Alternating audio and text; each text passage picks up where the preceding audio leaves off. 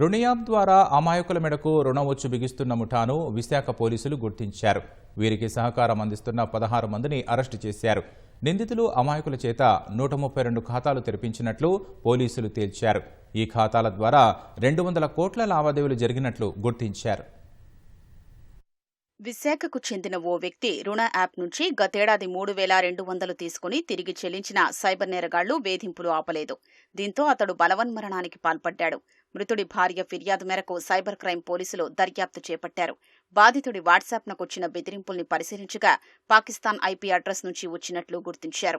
లావాదేవీలు అసోం, గుజరాత్ రాష్ట్రాలకు చెందిన బ్యాంకు ఖాతాల ద్వారా జరిగాయని నిర్ధారించారు. దీంతో పోలీసు బృందాల్ని ఇతర రాష్ట్రాలకు పంపించి ఆయా బ్యాంకు ఖాతాలు తెరిచిన 6గురిని అరెస్టు చేశారు. ఇదే కేసులో కర్నూలుకు చెందిన ఆర్ శ్రీనివాసరావును అరెస్టు చేసి విచారించగా 30 బ్యాంకు ఖాతాలు సైబర్ నేరగాళ్లకు అందించి 12 లక్షలు తీసుకున్నట్లు అంగీకరించారని విశాఖ సిపి శంఖబ్రత బాగ్చి వెల్లడించారు.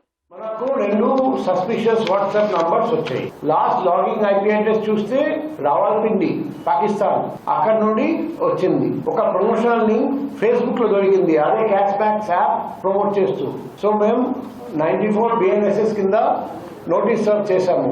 అప్పుడు ఇన్వెస్టిగేషన్ చేస్తే ఫర్దర్ మనకు ఒక ఇండియన్ బ్యాంక్ అకౌంట్ నంబర్ దొరికింది.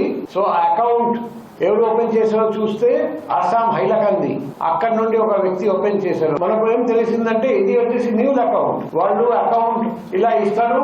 రకరకాల ఫ్రాడ్ లో మోసంలో ఈ అకౌంట్ లో అమౌంట్స్ వస్తాయి. ఈ అమౌంట్ కి వచ్చిన అమౌంట్ మళ్ళీ ఇంకా 5 డిఫరెంట్ అకౌంట్స్ కి వెళ్ళిపోయినాయి. నెక్స్ట్ టోటలీ ఈ లోన్ యాప్ ఫ్రాడ్ లో కనీసం 1500 మంది మోసపోయారు అని కంప్లైంట్ ఇచ్చారు 1930 పోర్టల్. ఇంకా చాలా మంది ఉంటారు, వాళ్ళు మోసపోయి ఉంటారు కానీ కంప్లైంట్ ఇవ్వలేదు. ఏలూరుకు చెందిన అంజనాదేవిని అదుపులోకి తీసుకుని ప్రశ్నించారు. ఆమె ఇచ్చిన సమాచారం మేరకు హైదరాబాద్ కు చెందిన సాంబశివరావు, అతని అనుచరులు 7గురిని అరెస్టు చేశారు. ఈ కేసులో సాంబశివరావును ప్రధాన నిందితుడిగా గుర్తించారు.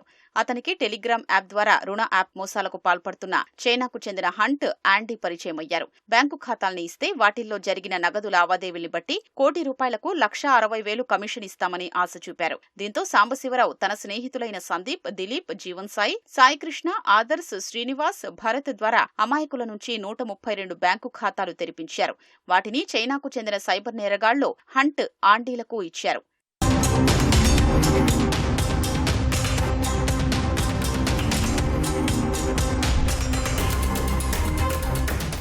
132 ఖాతాల నుంచి సుమారు 200 కోట్ల లావాదేవీలు జరిగినట్లు పోలీసులు తేల్చారు. బ్యాంకు ఖాతాలు విక్రయించడం ద్వారా సాంబశివరావుకు 4.5 కోట్ల మేర కమిషన్ వచ్చినట్లు గుర్తించారు.